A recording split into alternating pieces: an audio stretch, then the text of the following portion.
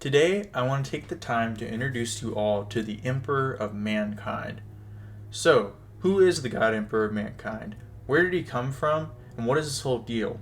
The God Emperor of Mankind is what is known as a perpetual, a being that cannot die in the WarHammer 40k universe. And he is one of, if not the most powerful psyker. A psyker, put simply, is someone able to use crazy psychic abilities, such as like lightning through your fingertips, things like that.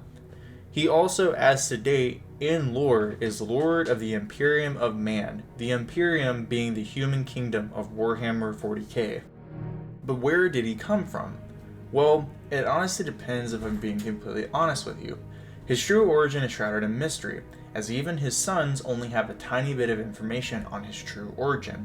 The older origin story that I enjoy states that back in the Neolithic era, shamans had the ability to die and then reincarnate themselves. But, over time, they began to lose this ability as chaos began to slowly take form. So, in an attempt to protect humanity from chaos, the last of the shamans gathered together to sacrifice themselves by swallowing poison all at the same time. So, as their souls began to enter the warp, instead of the demons being able to eat those souls, they instead collected together in a baptism of fire, forming one soul of many, the God Emperor of Mankind. For 38,000 years, the Emperor traveled around Earth, at first as a watcher, but eventually began to help human civilization, spreading his wisdom and carefully helping to guide humanity. However, he began to see that the darker sides of humanity were feeding into what would eventually be known as chaos. Realizing this, he knew he had to take a more direct approach to saving humanity from this ruinous power. That I will get to in a later video. The Emperor is the greatest threat to all of chaos, which is essentially the evil dark gods and demons of the universe.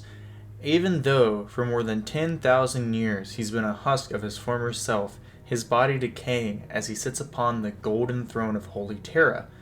He's kept alive due to the throne, and 1,000 souls sacrificed to keep his mind sustained, those souls being the souls of psychers. The Emperor chose to do this after the end of one of the most impactful wars in Warhammer history, the Horus Heresy. Due to this, humanity views him as a god, the exact thing he did not want to happen. He also is the sole reason that humans have the means to use faster than light travel through the warp, as he acts as a beacon of sorts to guide them. It is said that he also battles the Chaos Gods themselves constantly, as to disrupt them, impeding on humanity. I will end this brief introduction to the Big E with a quote. His mind must remain vigilant at all times throughout the entire Imperium to safeguard the human race and to offer his protection to the faithful. Above all else, it is mankind's collective belief in the Emperor's divinity that serves as its greatest protection from chaos and the other hideous dangers that plague the galaxy.